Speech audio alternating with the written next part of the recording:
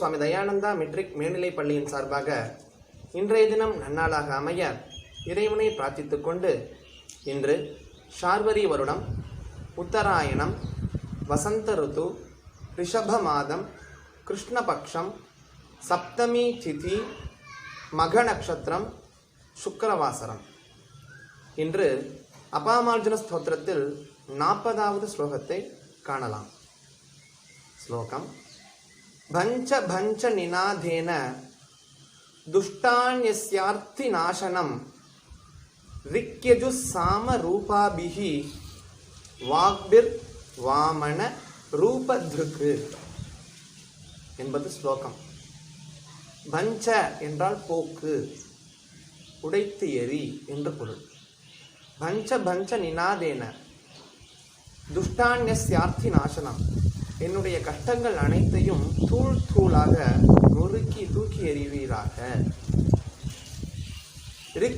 ரிக்வேதமும் யஜுஸ் யஜுர்வேதமும் சாம ரூபாபிகி சாமவேதமாய் உருவம் கொண்ட வாமனனே, மூவடியில் மூலோகத்தையும் அளந்தவனே, எங்களுடைய பாவங்களை தூள் தூளாக நொறுக்கி எரிவாயாக என்பது இந்த ஸ்லோகத்தின் பொருள்.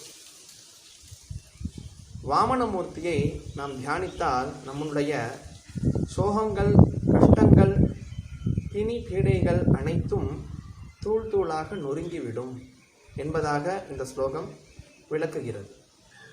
மீண்டும் ஸ்லோகம்: பஞ்ச பஞ்ச நிநாதேன துஷ்டான்யஸ்யார்த்தி நாசனம் ரிக்யஜு சாம ரூபாபிஹி வாக்பிர் வாமன ரூபத்ருக்கு. என்றும் போல் இன்றும் உங்கள் ஆதரவை தந்து எங்களை ஊக்குவிக்குமாறு கேட்டுக்கொண்டு விடைபெறுகிறேன். மீண்டும் நாளை சந்திக்கலாம்.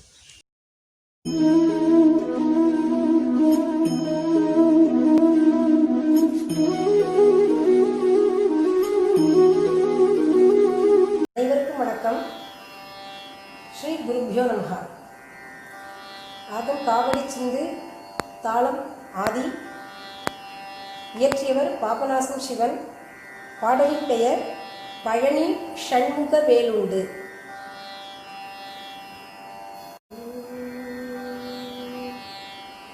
பழனி ஷண்முக வேலுண்டு,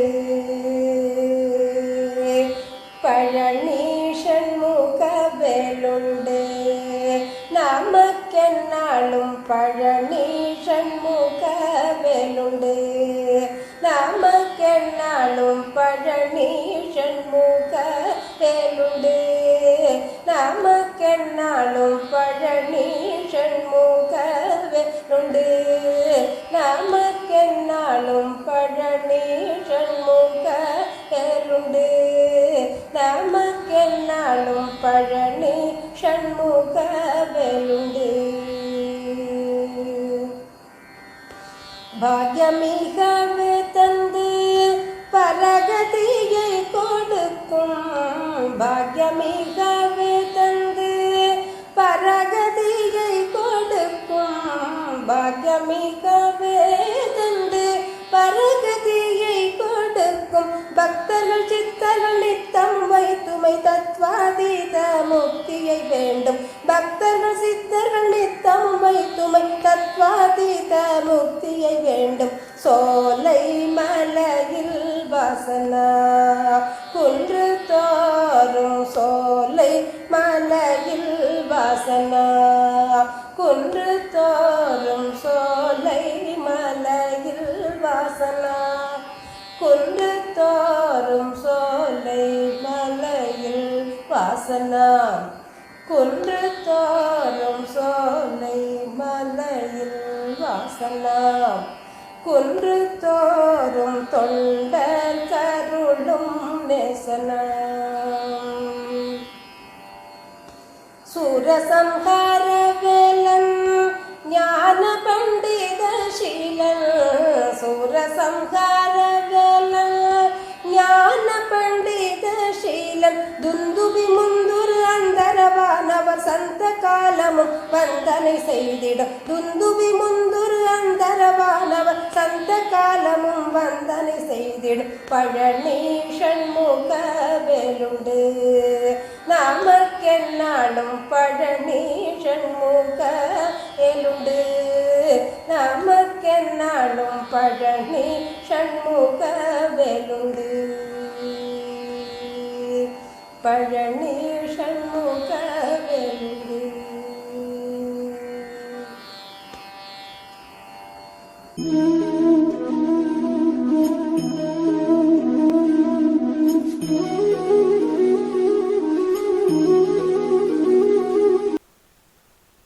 நமஸ்தே. ஸ்ரீ குருபியோ நமः. இன்று நாம் யோகாசனத்தில் பார்க்க இருப்பது சர்வாங்காசனம். சர்வம் அங்கம் ஆசனம், அதாவது சர்வம் அப்படின்னா எல்லா விதமான அனைத்தும் அப்படின்னு அர்த்தம்.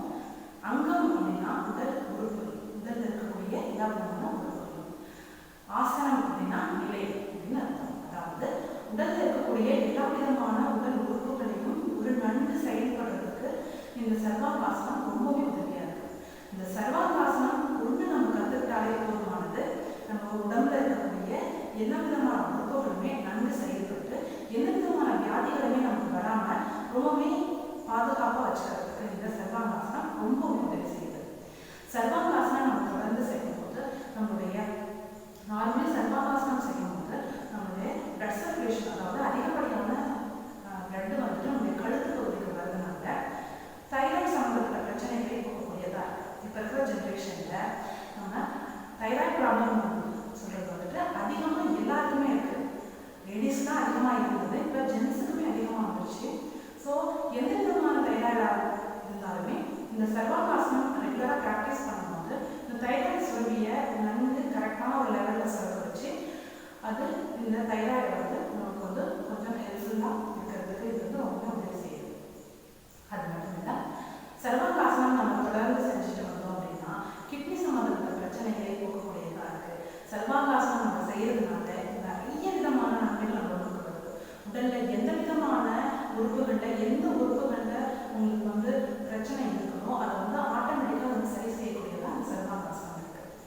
அது மட்டும் இல்லைன்னா ரத்த மண்டலத்திலிருந்து ரத்த மண்டலம், ஜீரண மண்டலம், சுவாச மண்டலம், உடலில் இருக்கக்கூடிய கழிவுகளை வெளியேற்றக்கூடிய மண்டலம், இது எல்லாத்தையுமே நன்கு செயல்பட வைக்கிறது.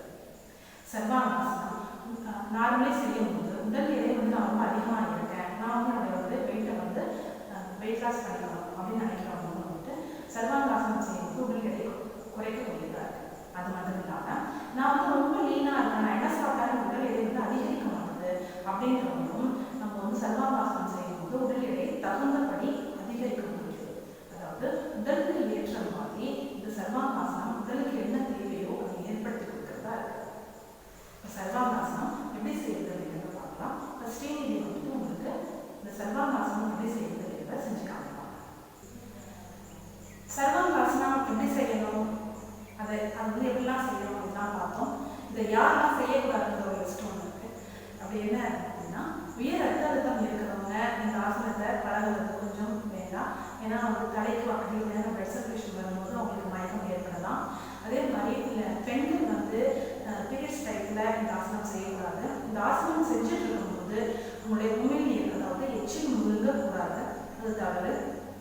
ஸோ இதெல்லாம் நீங்கள் வந்து கரெக்டாக நீங்கள் வந்து மெயின்டைன் பண்ணி பார்க்கணும். இந்த பிரச்சனைலாம் இருக்கிறவங்க கண்டிப்பாக செய்யக்கூடாது. கழுத்து பகுதி, தோள்பட்டை, அடி முதுகெலும்புல ப்ராப்ளம் இருக்கிறவங்க, இந்த மாதிரியான பிரச்சனைகள் இருக்கிறவங்க, ப்ராப்ளம்ஸ் இருக்கிறவங்க இந்த ஆசனத்தை தகுந்த வந்து ஒரு ஆசன பயிற்சியாளர் முன்னிலையில் செய்கிறது ரொம்பவே நல்லது.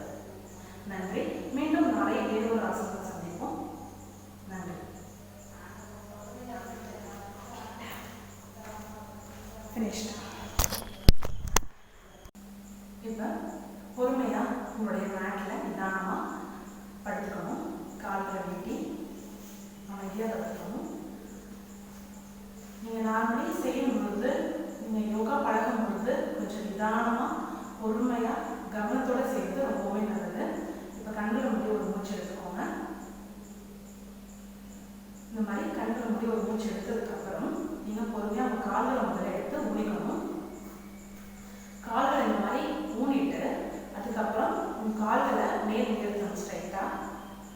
நேராக இந்த மாதிரி காலை ஃபர்ஸ்ட், அதாவது உடல் எடை வந்து ரொம்ப அதிகமாக இருக்கிறவங்க, ஸ்டார்டிங் பழகிறவங்க, இப்போ தான் ஆரம்பத்தில் நான் பழகிறேன், இந்த ஆசனம் இதுக்கெல்லாம் செஞ்சதே இல்லை, நான் இப்போ தான் பழகிறேன் அப்படின்றவங்க இந்த மாதிரி நிலையில் ஃபஸ்ட்டு இருக்க ட்ரை பண்ணுங்க.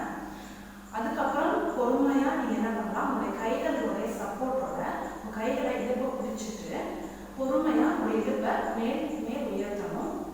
மேல் தூக்கி இந்த மாதிரி உங்களுடைய கைகளை கரெக்டாக அந்த இடுப்பு பகுதியை பிடிச்சிக்கணும். பிடிச்சிட்டு நிதானமாக உங்கள் கண்கள் வந்து உங்கள் கால் கட்டவர்களை பார்த்தபடி இருக்கணும். இப்போ மூச்சு பொறுமையாக உள்ள வெளியில் எடுக்கணும்.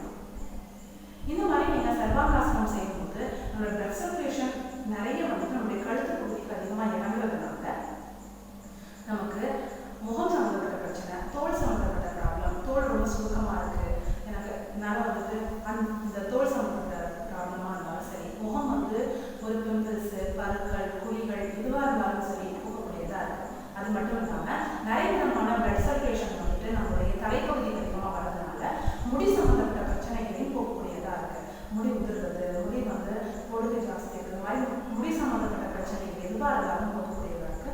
முடி நன்கு வளர்கிறதுக்கும் சர்வாங்காசனம் ரொம்பவே உதவி செய்யுது. இப்போ பொறுமையாக கால்களை மடக்கி ஃபஸ்ட்டு நீங்கள் இந்த மாதிரி காலை மடக்கிடணும். மடக்கி நிதானமாக உங்களுடைய இடுப்பை வந்து கீழே வைக்கணும். இப்போ பொறுமையாக முதல்ல இடுப்பை கீழே வச்சுட்டு எக்காலத்தை கொண்டு உங்களுடைய தலை வந்து தூக்கக்கூடாது. இப்போ நிதானமாக காலை நீட்டி படுத்துடலாம். இந்த மாதிரி 2 மூச்சு இப்படி எடுத்துக்கோங்க. ஏன் நம்ம தலையை தூக்கக்கூடாது அப்படின்னு சொன்னோம்னா, பிளட்டு வந்து அதிகப்படியான பிளட் நம்மளுடைய கழுத்துலேருந்து தலைப்பகுதி வரைக்கும் இருக்கிறதுனால நம்ம டக்குன்னு நம்ம நம்மளுடைய தலைகளை தூக்கும்போது அந்த பிளட் சர்க்குலேஷன் ரொம்ப வேகமாக கீழே வரும். ஸோ ஃபஸ்ட்டு அதனால நம்மளுடைய பிளட் சர்க்குலேஷன் ஒரு சமநிலைக்கு கொண்டு வந்துட்டு அதுக்கப்புறம் எழுந்து உட்கார்றது ரொம்பவே நல்லது. எழுந்து உட்கார்ந்துக்கோங்க. இப்போ அப்படியே அந்த பக்கம் திரும்பிக்கோங்க. இன்னொரு வாட்டி உங்களுக்கு ஸ்ரீநிதி செஞ்சு காமிப்பாங்க. ஆப்போசிட்ல அந்த பக்கம் திரும்பி காமிட்டு பொறுமையாக கால் நீட்டி படுத்துக்கோங்க. ஒரு மூச்சு எடுத்துக்கோங்க. பொறுமையாக காலை மடக்கி ஊனிட்டு இப்போ உங்கள் இடுப்பை பிடிச்சி நிதானமாக தூக்குங்க. மேல் தூக்கி உங்கள் கை சப்போர்ட் ரொம்பவுமே முக்கியம். ஸ்டார்டிங் செய்யறவங்க என்னால் வந்து தூக்கவே முடியல, அவங்களோட உடம்பு வந்து அதிகப்படியான எடை இருக்கும்போது அவங்களால தூக்க முடியாது. அப்படி இருக்கும்போது பொறுமையாக நீங்கள் என்ன பண்ணலாம், கீழே வந்து இந்த முதுகு பகுதியில் ஒரு சின்ன தரப்பானியோ ஏதாவது ஒரு சப்போர்ட்டோட நீங்கள் வந்து இதை நீங்கள் பழகலாம். இல்லைன்னா இந்த மாதிரி செவத்து பகுதியில் சுவர் பகுதியில் அதோடைய சப்போர்ட்டோடய நீங்கள் பழகலாம். இந்த காலத்துக்கு செவத்து மேலே வச்சுட்டோம்னா நீங்கள் இந்த ஆசனத்தை பழகலாம். உடல் இறக்கம் இருக்கிறவங்க இந்த ஆசனத்தை வந்து ரெகுலராக ப்ராக்டிஸ் பண்ணுறது ரொம்பவே நல்லது, ரொம்ப தீர்வு கொடுக்கும். அது மட்டும் இல்லை, நரம்பு முடிச்சு, அதாவது காலில் இருக்கக்கூடிய நரம்புகளில் ஏற்படக்கூடிய முடிச்சு வியாதிகள்னு ஒன்று இருக்குது. ஸோ அந்த வியாதியையும் வந்து இது குணப்படுத்தக்கூடியதாக இருக்குது. ஸோ இப்போ பொறுமையாக காலை மடக்கி நிதானமாக இடுப்பை கீழே வச்சு பொறுமையாக காலை நீட்டி படுக்கணும். ஒரு மூச்சு எடுத்துக்கோங்க. கொஞ்ச நேரம் இந்த சமநிலையில் இருந்துருங்க. அதுக்கப்புறம் நீங்கள் எழுந்திருக்கிறது ரொம்பவே நல்லது. பிளட் சர்க்குலேஷன் உங்களுடைய பிளட்டை வந்து சமநிலைக்கு உங்கள் உடம்புக்கு வந்ததுக்கப்புறம் நீங்கள் எழுந்திருக்கலாம். இதில் எத்தனை கவுண்டிங் நீங்கள் இருக்கலாம் அப்படின்னா, உங்களுக்கு நீங்கள் ஒரு 10 to 20 கவுண்ட்ஸ் இருக்கலாம். நீங்கள் நாட்கள் ஆக உங்களுடைய அந்த எண்ணிக்கைகளை வந்துட்டு நீங்கள் அதிகரிச்சுக்கிறது ரொம்பவே நல்லது. எழுந்து உட்காரலாம்.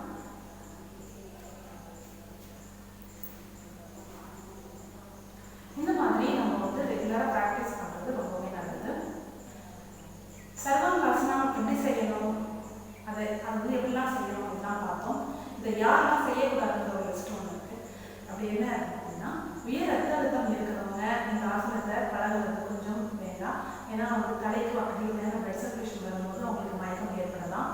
அதே மாதிரி இல்லை, பெண்கள் வந்து பீரியட்ஸ் டைத்தில் இந்த ஆசனம் செய்யக்கூடாது. இந்த ஆசனம் செஞ்சுட்டு இருக்கும்போது உங்களுடைய உமிழ்நீர், அதாவது எச்சில் முழுங்கக்கூடாது, அது தவறு.